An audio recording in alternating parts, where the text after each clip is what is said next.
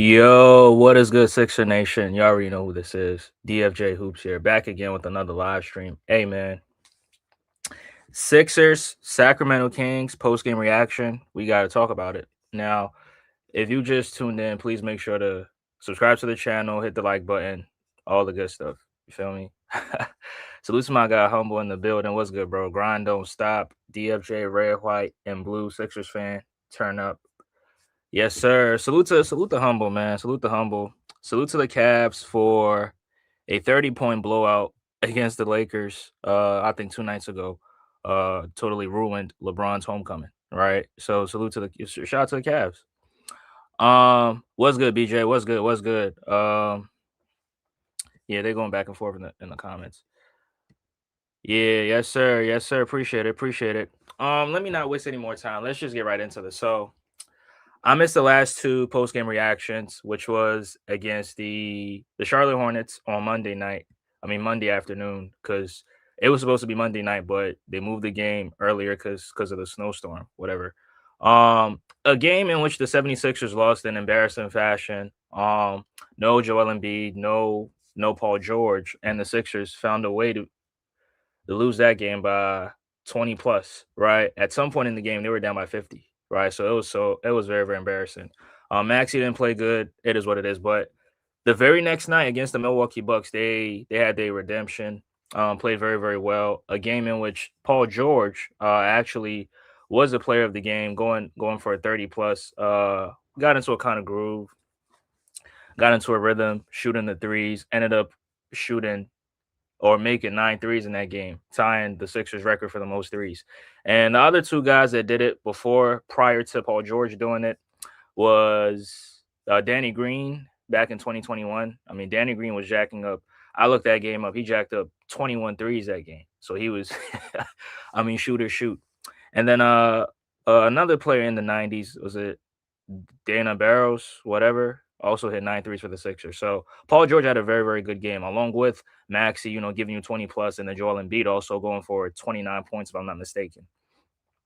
Now, last night against the Sacramento Kings, a Kings team that has been very, very mediocre this season. A Kings team that's been dealing with injuries. Domantas Sabonis has been dealing with injuries, and then a couple other guys also dealing with injuries. Keegan Murray, Malik Monk, the list goes on and on. Now, last night against them, Russell Westbrook didn't play. Now, Russell Westbrook, he barely misses games. Russell Westbrook is he's very, very durable. But Russell Westbrook didn't play last game, right? Russell Westbrook didn't play. Malik Monk didn't play. Keegan Murray didn't play. And this game went down to the wire. And I was very, very surprised because the Sacramento Kings are not a very good team. The Sacramento Kings are a team that are bottom five in almost everything. Bottom five in points, bottom five in offensive rating, bottom five in defensive rating, bottom five in net rating, bottom five in opposing teams' field goal percentage. Like they're such a bad team, but they were able to find a way to keep this game very, very competitive and go down to the wire against the Sixers. And they almost won this game had it not been for Tyrese Maxey getting the game-winning layup. The 76ers, the 76ers would have lost to the Sacramento Kings, right? Now, yeah, bottom five and everything, bro. Bottom five and no, I think they're a good rebounding team, right? I think they're a good rebounding team, which is another thing. The effort that the Sixers put forth in that game was very, very. I didn't like it, right? I didn't like it. I didn't appreciate it. They did not get on the rebounds as much as they should have, right? And going up against Domantas Sabonis, he's one of the best rebounders in the league. I thought he was gonna grab 20 rebounds. I'm not even playing, right? But he took it. He took it easy on the Sixers. I mean, he was in foul trouble himself, so didn't really get on the glass as much. Only got you 7. But Precious Achua, I mean, he got you 13 rebounds, right? But the 76ers, the rebounding effort was so trash. And I mean, they only grabbed 24 rebounds for the game, and Sacramento got 46. Right. So those extra possessions kept them in the game and kept them and help give them the lead too. So you saw Concanepo versus Cooper last night, the battle of white hoopers. Yeah, I saw highlights of it. Right. I saw highlights of it. I think Concanepo went for 40 plus, if I'm not mistaken. Yeah, Concanepo's a hooper. He's a hooper. So and Cooper Flag a hooper too. So but yeah, I mean that could be the next rivalry. Who knows? That could be the next rivalry. The next Jerry West versus John Havlicek. I mean, I don't know. But yeah, let me just get into this game. He says Flag, bro. You just hating on Flag. Cooper Flag is better than Evan Mobley as of right now. They had him. Hey, they had Cooper Flag over Evan Mobley in the ranking. So he better than him. Let me get into this game. So the 76ers, first quarter action. Joel Embiid, made a jumper. Maxey scored next, and the first quarter was all Tyrese Maxey and Joel Embiid. Right, they were spamming the 2-man game, and it was a lot of success with that. There's a lot of success with that. Right now, Paul George did get a bucket within that stretch. VJ Edgecombe also got a bucket within that stretch, but for the most part, most of the actions were Maxi and Joel Embiid, right? And me personally, as even though I'm not, I wish you could, get some of the other guys involved, like the VJ Edgecombs, Paul George, like get them going, get them in some kind of rhythm before you can spam whatever Maxi and B 2-man game. And like you should get those guys going. But if the other team is not gonna guard you, if they're not gonna guard the pick and roll, if they're not going to communicate, they're not going to be disciplined. All right, go for it. Like keep spamming it, right? Keep spamming it until they make a decision and take that 2-man game away and force the other guys to beat you, right? And that's exactly what the 76ers were doing. I mean, mostly Maxi and Joel Embiid. Maxi was going off in this game. Embiid was also going off in this game, especially in the first half, right? Around the basket, shooting threes, like they were really getting to it, right? But Sacramento was not far off. I mean, Sacramento they did play a very very good game too. Dennis Schroeder was a problem for the Sixers. The Sixers couldn't contain him.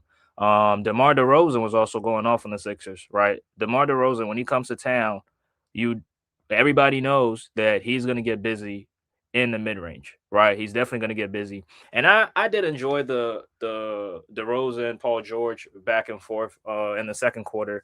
It was just like watching two vet players going at it, right? And then Paul George was giving them buckets. Debo was giving Paul George buckets, and it was very entertaining, right? It was fun to watch. But the back and forth, the Sixers they took a lead early in the first, and one thing I kept seeing was Joel Embiid was posting up a lot, right? And that's always a good thing because when he's playing from the 3-point line, it's limited ball movement because players cannot move freely because Embiid is occupying that space at the top of the key. And when he's playing at the top of the key, like he's jacking up threes, it's not efficient offense. That's not good offense in my opinion, right? But when he gets on the block and he's putting those guys in foul trouble, and then he's able to use his size to overwhelm the defense. That's always good for the Sixers, right? So he got on the block. He was definitely doing some damage there. They had this player Cardwell guarding him, and I mean Embiid is definitely Embiid had the mismatch on him, and I think he put him in foul trouble if I'm not mistaken. And it was that was his bread and butter that night, right? Posting up and then also setting screens for Tyrese Maxey. And that's how the Sixers were playing it, right? And I think at one point Maxi and Joel Embiid scored almost all the points for the Sixers. I mean, they scored like 80% of it, right? With Paul George, VJ, and some of the other guys also, getting a bucket or two. So um, Paul Millsap is better than Cooper Flag. I said it. Humble. Are you serious, bro? Yeah, you trolling right now. I know you trolling. Maxi and Edgecombe are the next duo. For the Sixers, yeah. I mean, Embiid is it's almost his time. Embiid is definitely going to hang it up and take a back seat and let those two guys run the show. So yeah, I agree with that. Absolutely. But I mean, last night it was Embiid. It was all Embiid and Maxi, right? With Sacramento, playing catch up. Now, Sacramento, like I said, if Russell Westbrook was in the game, if he had played last night, they probably would have had a chance to win because the Sixers were giving them opportunities to, capitalize. But, sometimes, missed shots, empty offensive possessions, and some turnovers, they were not able to take full advantage of the opportunities that the Sixers were giving them. Right. Now, if they had more reinforcements, it probably would have been a different story. Right. But yeah, Maxi and B did most of the scoring. for the 76ers. And the Sixers, they took care of the ball, right? Pause. They took care of the ball. They did miss a few shots here or there, but they only had one turnover in that whole quarter, right? Only one turnover in the quarter. So the Sixers, they did play it good. Now I need to say this about Nick Nurse. I think Nick Nurse, how he staggered Maxey and Joel Embiid's minutes was very, very good in this game, right? Because usually he'll play Maxey and Joel Embiid for the entire quarter and then bench both of them come second quarter and then have Paul George running the show, Paul George and VJ Edgecombe. But last night against the Kings, it was something completely different. So what he did was he decided to take Maxey out the game halfway through the first, and then bring Maxi in the second and let Maxi play the entire. I mean, not yeah. I think Maxi played the majority of the second quarter, right? But when you had Maxi out the game, you still had Joel Embiid that the Sixers could go to with VJ Edgecombe and I think Jared McCain, running the point guard. I mean, yeah, playing the point. Now, speaking of those two guards, Quentin Grimes has missed the last 2 or 3 games, if I'm not mistaken. I don't know what's going on with him. But I think he might be dealing with some kind of injury. I don't think he's getting traded. He has a no trade clause, so I don't think he's getting traded. But yeah, not having Quentin Grimes really, I think it made Jared McCain go off a little bit, right? Because Jerry McCain did go off against the Charlotte Hornets on Monday afternoon, and Jerry McCain also went off against the Milwaukee Bucks. Now, last night it was something completely different because Maxi and Embiid did the majority of the scoring, right? They both combined for 77 points, right? Maxi had 40 and B at 77, right? So, but I mean, I think these last 2 games from Jared McCain, that's definitely going to help him moving forward. It's going to help him gain a little bit more confidence. And then, once Quentin Grimes gets back, I think it's definitely going to be something completely different, right? So, shout out to Jared McCain, right? But yeah, so Quentin Grimes is dealing with the ankle injury. The Sixers listed him out last night against the Kings, so he might. They might set him out against the Pelicans on Saturday night, and then head into the next week, for the West Coast trip, and see what he looks like moving forward. Salute to my guy Joseph. Appreciate you. Salute. Y'all should definitely check him out on his platform. Humble says, "Will Philly take Jimmy Butler back? I think that's the only team he'll fit in again." I don't. I don't know. I mean, dealing with the injury, no, I don't think. Nah, because you got Embiid who's injury prone, and then you got Paul George who's also some also injury prone. I don't think you want a third. I don't think you want to add a third to it, right? So no, I think yeah, it's sad to say this, but I think it's over for Jimmy Butler. I think it's over. Now, I think he'll make a return, but he's not going to be the same caliber of player, right? He's 36, 37 years old. So, I mean, I was so sad to see him go down with the ACL injury. Like, it really hurt me. I ain't gonna lie. Even though he's not playing for the Sixers, it fucked with me. But hey, it is what it is. So the 76ers, they ended the first quarter with I think a one possession. It was a one possession game. I think they were up by 3 points. But they got into the second quarter, and just like I always say, Paul George, starts to take over, right?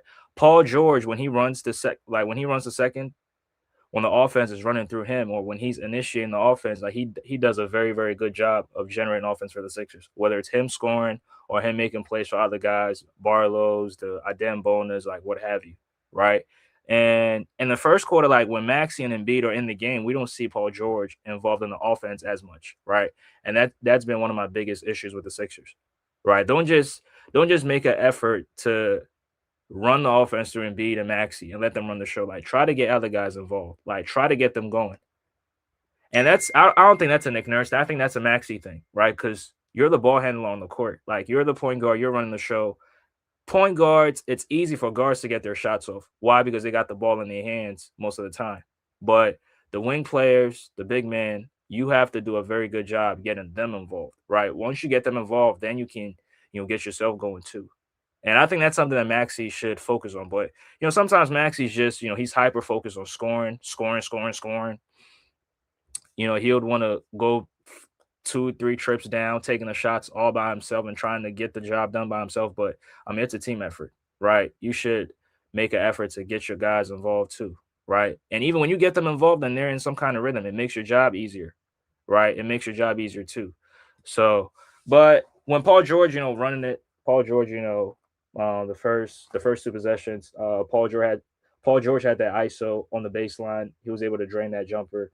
And then the very next possession, I think DeMar DeRozan was guarding him, and two dribble pull up right between his eyes, right. So he was getting to the money. He wasn't wasting any time.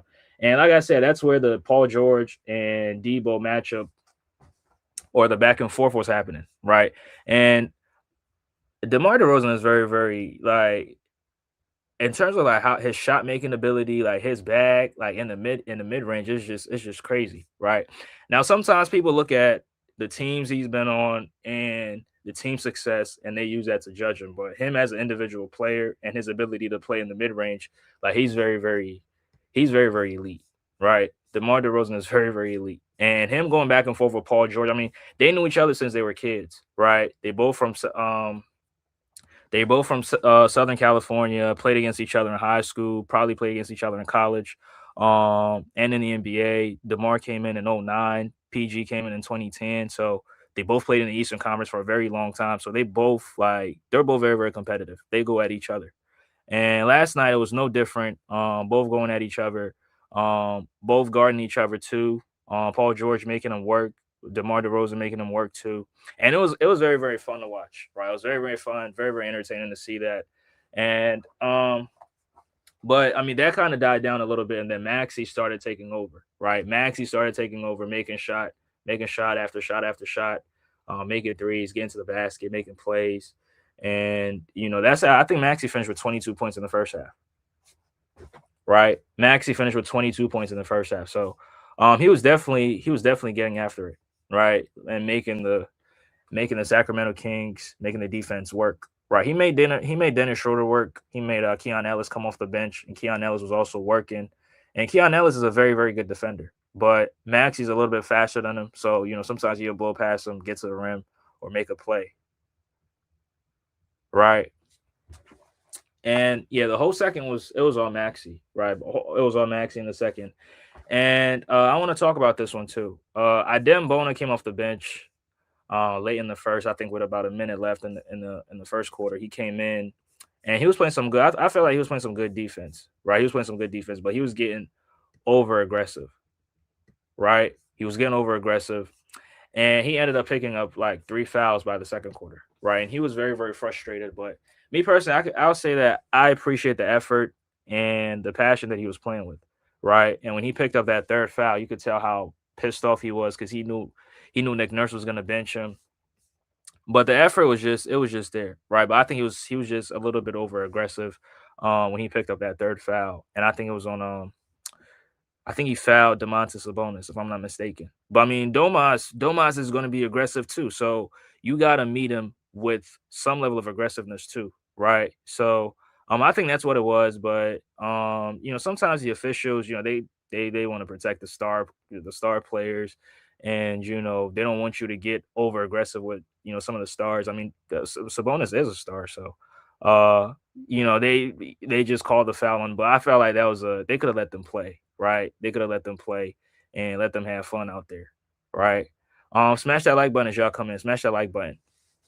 But that foul that he picked up, like, I really that was a bogus foul, but whatever. But sometime during the right after Bona foul, picked up that third foul. I mean, Joel Embiid had to check in, but once Embiid checked in, the Kings started. They threw out a zone. They threw out a 2-3 zone, and I felt like they were trying to catch the Sixers off guard a little bit and keep Maxi away from dribble penetration and get into the basket at will. But once they threw that zone out, I mean, Maxi was able to Maxi was able to shoot over the zone. Right, Maxi was able to make a three, and then the very next possession, they swung it, they moved the ball, and B wide open jumper, and B cashes in too. Right, so they were making jumpers, they were making shots over the zone, and then they had to switch it up and go to man again. And when they went to man, I mean, Joel Embiid, making shots, and the Sixers were scoring at will. Now the Kings, they had Zach LaVine coming off the bench. I don't know why they had him coming off the bench, but Zach LaVine came off the bench and was, he was scoring for them too, right? I think he finished the entire game with 17 points off the bench. Keon Ellis had 10 points off the bench. Now the Sixers, the bench did struggle for us, but I think because Embiid and Maxey did the majority of the scoring, it kind of evened out, and the Sixers ultimately took the win. But yeah, the bench thing is something that the Sixers, we got to focus on. But like I said, the second quarter, all Maxey making shots and getting after it. Yeah, he finished the quarter with 14 points. Right, he finished the quarter with 14 points. So he made a good deal of threes, got to the free throw line a couple times, and was able to make a few layups here and there. Right. Rap guy says salute Jose. Nah, that's Joseph. That's not that's not Jose. He says you Mexican. Bro, y'all funny, man. Y'all funny. Yeah, yeah, the Jimmy thing, it's sad, but hey, that's what comes with it. Injuries is a part of the game, so unfortunate. It's unfortunate. VJ went down at some point in the second, and he checked out. He went back. He went to the locker room, but he could tell he was in pain. And I mean, later on he did return, so it wasn't anything. It wasn't anything crazy, not anything that the fans should worry about. But I think VJ gave effort in this game in terms of the perimeter defense. He was playing some defense on Dennis Schroeder and DeMar DeRozan, right? Him and Kelly Oubre, especially late in that fourth, when the Sixers were making a comeback and after they took the lead, he was playing some good defense on them, right? And I think Paul George also played some good defense on Domantas Sabonis, right? Domantas Sabonis, Precious Achua, and I think Cardwell too, right? I felt like Paul George played some good defense on those guys, but the effort as a team, the effort on the glass was just not there, right? It was just not there. And if the Sacramento Kings made a couple more shots, they probably would have won the game, right? They probably would have won the game because your effort on the glass was not there, right? It wasn't there at all. So that's something that, and I always talk about the rebounding, but it's just at some point the Sixers, they got to address it, right? They have to address it because there's no way you go into a basketball game and only grab like 24 rebounds, right? So that should not be happening anymore. But the Sixers, they were able to go into the half with the lead. But Sacramento were not. They were not so far behind. Even though I felt like this should have been a blowout, right? The fact that this game went down to the wire with the Sixers needing a game winner, that was very very embarrassing, right? That was very, very embarrassing. Now, I know the Kings, they got some good players, but this game wasn't supposed to be close, right? This game was not supposed to be close. But the Sixers not taking care of business, not getting on the rebounds, right? Not getting on the rebounds and not being disciplined caused them to go down to the wire against the Kings. Now, I know back if when the Sixers play them again, which will be probably next week or the week after, it's going to be something completely different because Russell Westbrook is going to be playing. Russ is gonna play. Malik Monk is gonna play, and we all know Malik Monk. He definitely be getting off against the Sixers, right? Malik Monk be getting off on the Sixers. So, yeah, the Sixers, they gotta clean that up before the West Coast trip, or else it's gonna look ugly. It's not gonna look pretty. But let's get into the third. So the third, Joel Embiid started off the third for the Sixers. Off the screen and roll.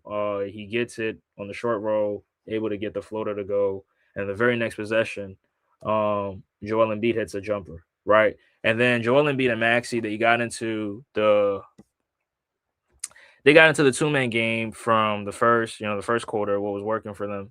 They got into it and they were spamming those runs. I mean, spamming those plays. And like I said, Sacramento is not doing a good effort at stopping the pick and roll or guarding the pick and roll, guarding those ball screens. So Embiid and Maxey were getting to it, right? They were getting to it, and then Doug Christie got mad, called timeout or whatever. And once they called time, they came back, and the Kings went on the run, right? The Kings went on a run, and they were able to tie the game up at 70, right? And that's where Sacramento started taking off, right? That's where Sacramento started taking off, and they eventually took the lead. Right, they eventually took the lead with Dennis Schroeder hitting the three. Now, I mean, within that stretch, Paul George had a couple buckets, isoing at the top of the key. You know, he had he got into the mid range, made a jumper, and then also I think a couple possessions later he had a 3-pointer. But Sacramento took the lead, right? Sacramento took the lead, and Sacramento had a good stretch from the mid third quarter to the end of the third, right?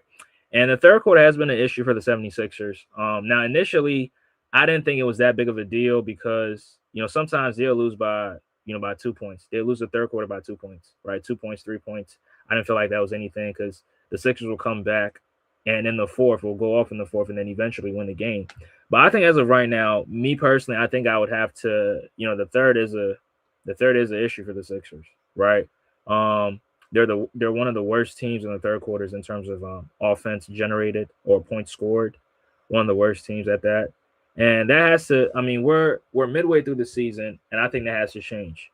Initially, I thought maybe, you know, midway through the season, you know, later on down the line, it's not going to be that way. But this has this it's looked the same way for the Sixers for a very, very long time. Now, there's been games where they won the third, but overall, they are not a very good third quarter team. And I don't know if they just take their foots off the gas in the third, or they just, you know, they just let the team go on a run in the third and then they come back in the fourth. I mean, I don't know. I don't know what the strategy is in the third, but this cannot keep happening, right? This cannot keep happening, especially as we're about to head into the All-Star break, right? There's some changes, like something needs to change, right?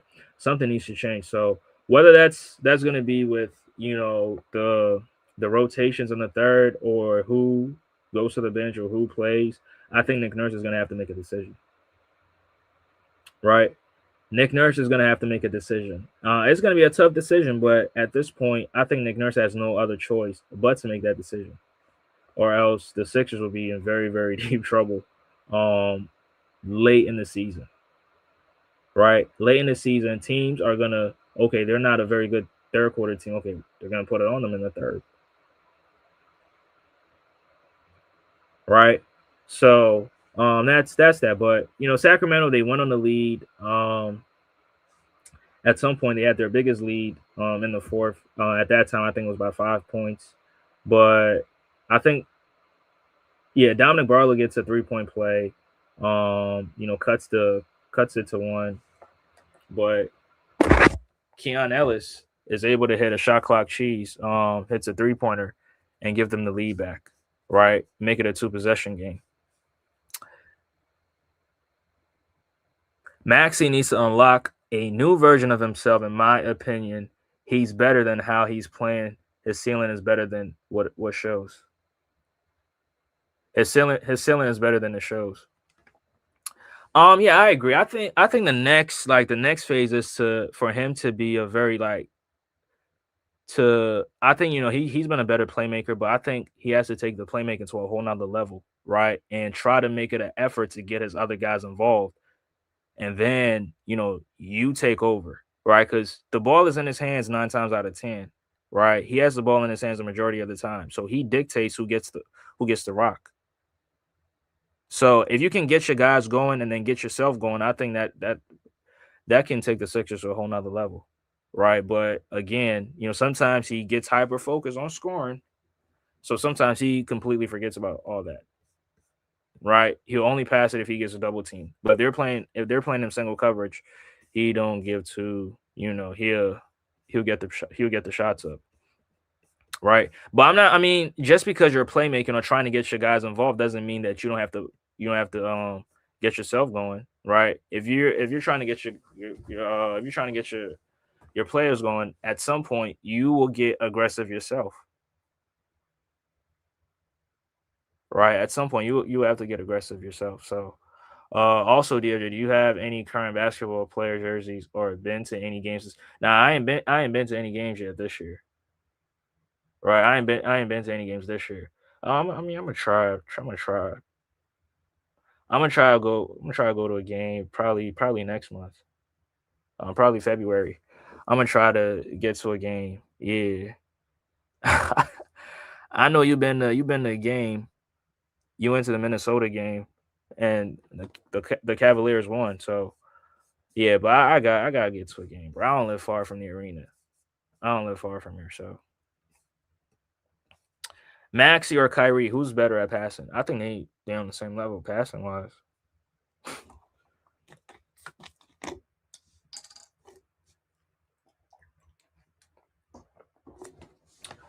I mean, I could be wrong, but I think they on the same level passing wise, in my opinion.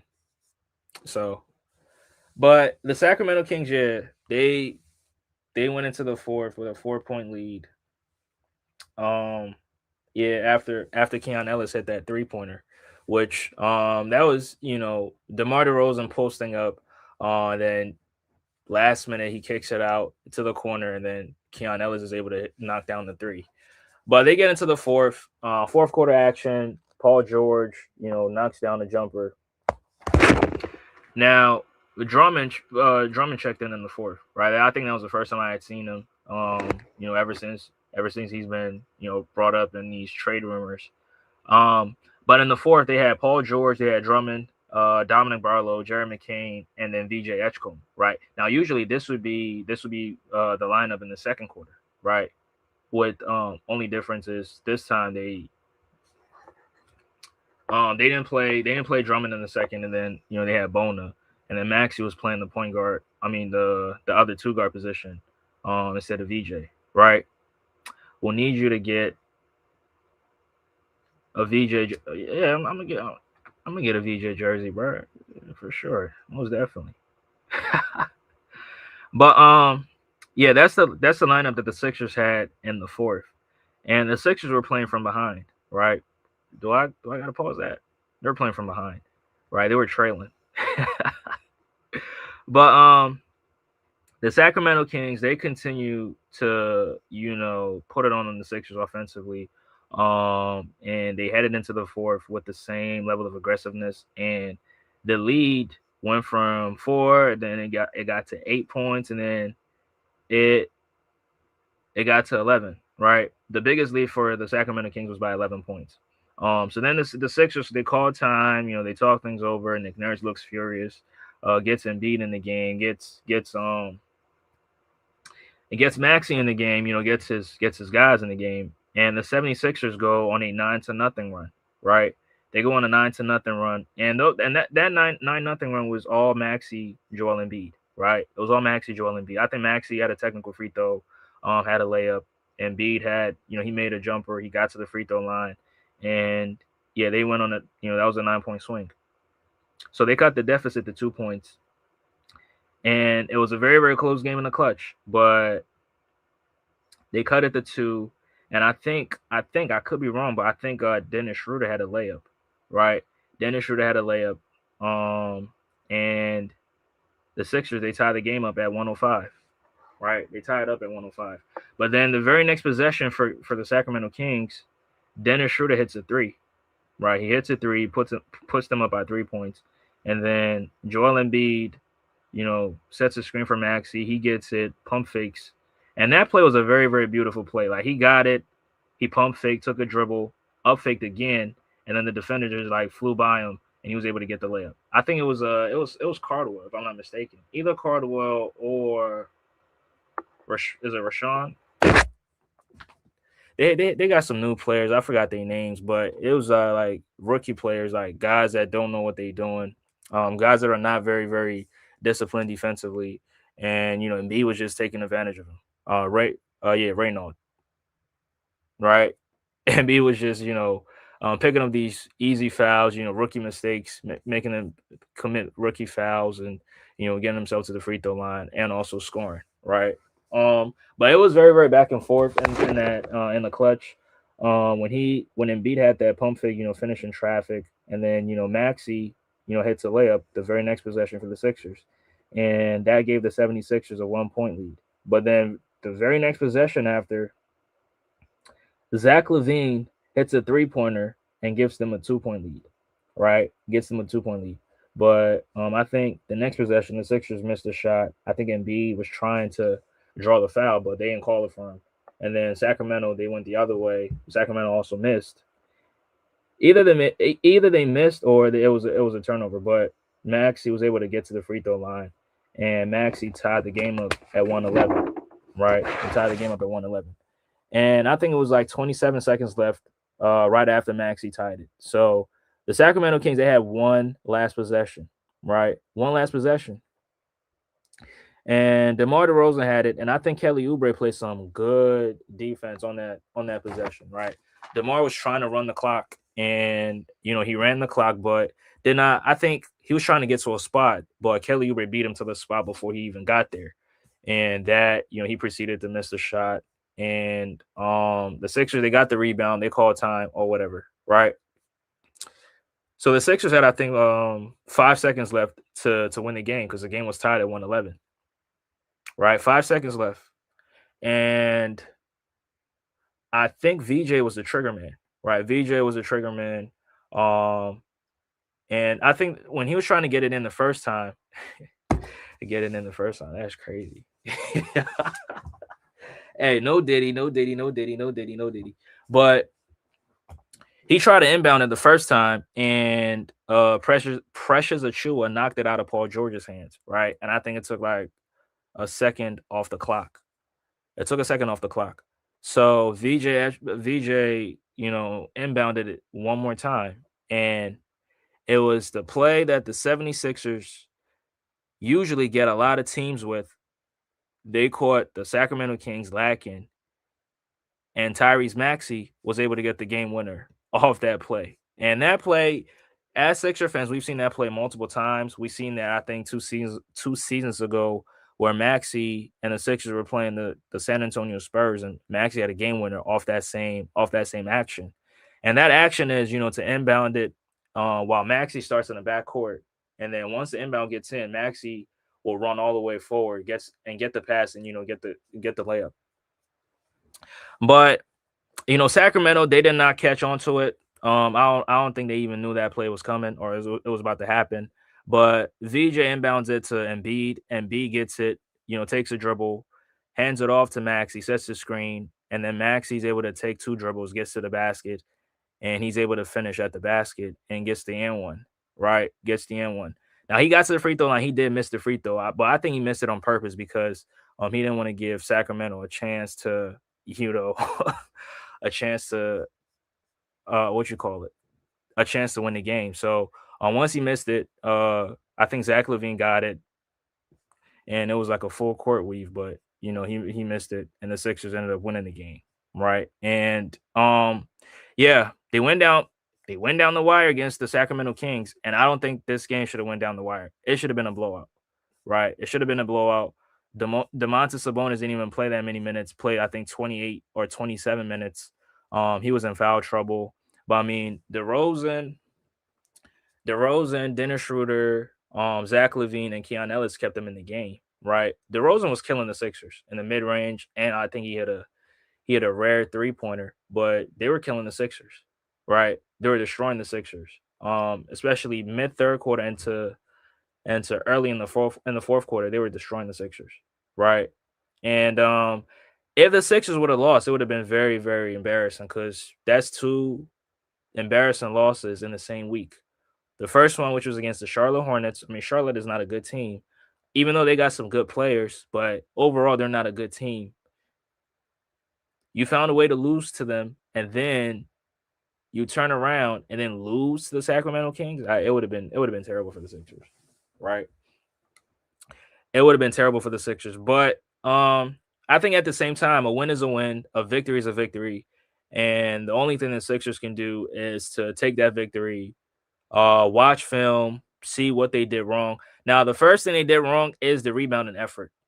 right? So heading into the next game, the rebounding effort has to be there, right? You got to get on the glass because you're playing Zion and those guys. Even though the Pelicans are not a good team, I'm gonna say this: even though the Pelicans are not a good team, I wouldn't be surprised if Zion and the Pelicans walked into Philly and walked out with the victory. I wouldn't be surprised,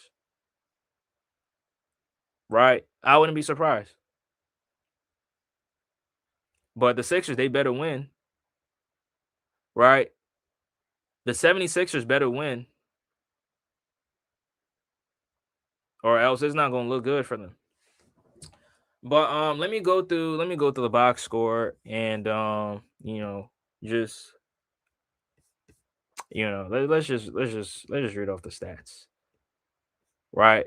And I appreciate y'all for being in here. Smash that like button. Smash that like button. Appreciate y'all. Appreciate y'all. Let's get the box score right here.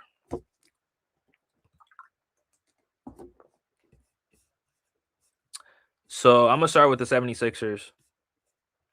So Kelly Oubre didn't really get a lot of shots in this game, but the defensive effort was there. So I'll give him credit for the defensive effort, picking up uh DeMar DeRozan, Dennis Schroeder. Like he played some good perimeter defense. So you definitely gotta give it to him. Now it's no what you call it. There's no stats for perimeter defense. So if you're watching the box score, you're not gonna you're not gonna give him any credit for that. But if you watch the game, you could tell his impact on the floor. So salute to him. But he went 1 for 3 from the field, 4 points, 3 rebounds, and yeah, 4 points and 3 rebounds. Not too. I mean, not anything. Offensively, didn't really go off, but defensively, his presence was definitely felt. Paul George, 7 for 15 from the field, finished with 15 points, 5 assists, and then 2 rebounds. Now, 2 rebounds, two. That's not good, right? That's not good. And the Sixers got to do better. Paul George has to do better, right? 2 rebounds is not enough. But let me keep going. Joel Embiid had 37 points, five re man, if your center is giving you 5 rebounds, it's man, come on, man. What we doing? What we doing? But 37 points, 5 rebounds, and 8 assists. VJ Ashcombe gave you 5 points, 5 rebounds, and three assists. VJ didn't really have a good shooting game. VJ, I think he did. He was playing some good defense, right? Playing some good defense. So me personally, the 5 points don't really bother me as much, right? It don't really bother me as much. Tyrese Maxey had 40 points, 8 assists, and then 4 rebounds. So Maxey had 8 assists, and Embiid had 8 assists. That's good, right? And then Paul George gave you 5. That's really good. That's really good, right? The Sixers as a team, they finished with 25 assists. So that's really good. Right, that's really good. Making plays for each other. That's really good. But I want to see more involvement, Paul George more involved in those primary actions, right? I need to see Paul George involved in it more. Um yeah, that's about it. But Dominic Barlow coming off the bench, he gave you 5 points. But then again, like I always say, I'm not relying upon Dominic Barlow to give me points, right? Even though I believe every player that steps on the floor should be a threat to score, but Dominic Barlow is not a player you rely upon to get your buckets, right? Like he's a hustle man. He's an energy guy, right? That's his role. If he's able to get you a couple buckets, like that's what you call bonus buckets, right? As a team, you can definitely use it, but his true value is doing the dirty work, right? Guarding the other players' wings, guards, sometimes big men, grabbing rebounds, setting screens, rolling, backdoor cuts, offensive rebounding. Like that's his job. That's his role, right? It's not pretty, right? It's not pretty, but that's what he's good for. right? If he gets you anything, scoring wise, that's a bonus. That's bonus. So yeah, that's pretty much it. But let me go to the other guys. Jared McCain, 4 points. Now, like I said earlier, Jared McCain had what you call it, back-to-back games where he was dropping, 10 points plus, right? I think the first one he had 17, the next one he had 18 points coming off the bench. That's huge. I mean, it's not huge, but it's a good sign moving forward. That's what I mean, right? It's a good sign moving forward because he's getting into some kind of rhythm, and you can definitely use that kind of production from Jared McCain coming off the bench, especially if Quentin Grimes is going to be out, right? We don't know his status for the next game, but I am thinking that he's not going to play. I could be wrong, but yeah, if I'm the Sixers, I bench him and then just let's go on the West Coast trip, right? Let's go face the Lakers, the Kings, the Warriors. Like, yeah, just resting for the last game. That's just my opinion, right? But let me go to the other guys. I didn't bone the 0 for 1, didn't score any points. Justin Edwards. Yeah, Justin Edwards came off the bench and hit a three. I think it was in the second. Right. I think it was in the second. So shout out to him. Shout out to him. But let me read off the Sacramento Kings and yeah, I'm gonna bring this to an end. So the Sacramento Kings, Nick Clifford, 1 for 7 from the field, only finished with 2 points. Precious Achua, 8 points, 13 rebounds. Now, Precious Achua has had some level of success guarding Joel Embiid. Um, I think I remember against the Knicks in Game 4, he did a very very good job on Joel Embiid in that fourth quarter, and the Knicks eventually took a 3-1 lead in that series. Right, so he's had some level of success guarding Embiid. I mean, sometimes he does get cooked, but he's had some success against him. So, I thought they were gonna have him on Embiid a lot, but they didn't really. No, it wasn't too much. Right, and then defensively, I saw Paul George on him a lot because he was in the corner, and then they had either Sabonis in the dunker spot or they had Cardwell. I think Dylan is it Dylan Cardwell? Yeah, Dylan Cardwell. Right, so not so much.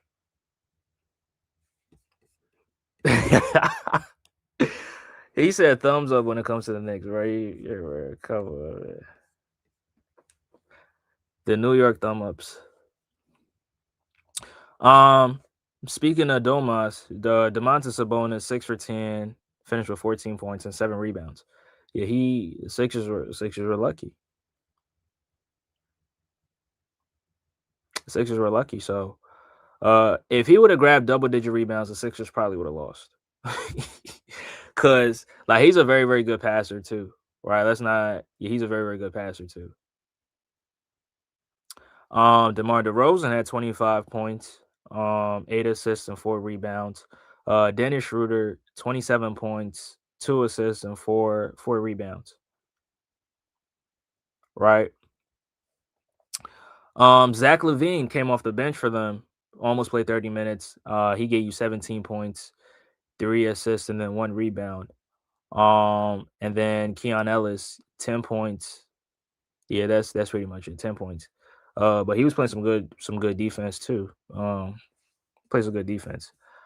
They had Reynold come off the bench, giving them 8 points to 8.7 rebounds off the bench. That's huge, right? That's huge. And then Cardwell didn't really score any points. He got a couple rebounds and that was pretty much it. But overall, I'm not impressed with this victory. Not really impressed with this victory. The Sixers, it should have been a blowout, right? It should have been a blowout. But going down to the wire against the Kings, that's just yeah, You just playing around at that point, right? You playing around at that point. But I mean, nonetheless, the Sixers they get the victory. It was it didn't go to overtime, so I think he says just got some Burger King here for a while. Bro, come on. Nah, I'm not impressed, bro. I'm not impressed. Going down to the wire against this team, a shorthanded team, that's not is not impressive. But again, we've seen this from the Sixers before because they lost to the G League Nuggets. So but I mean these are games that you gotta take these games very, very, very, very serious and put them away by third and then take the fourth quarter off. Right. I mean if I'm a player, that's how I'm gonna approach it. Would you bring Russ to Philly? Nah, because Russ and Joel Embiid, they don't get along. They don't get along, so nah. And I mean the Sixers, we got a lot of guards over here, so uh yeah, I think we have enough guards. But I mean having Russ on your team, that'll be huge. I mean he is. He is. Russ is better than Kyle Lowry. Yes, sir. Yeah, they got beef, bro. And when Russ got beef with you, he not it's serious business. It is serious business. Like he don't play about that shit.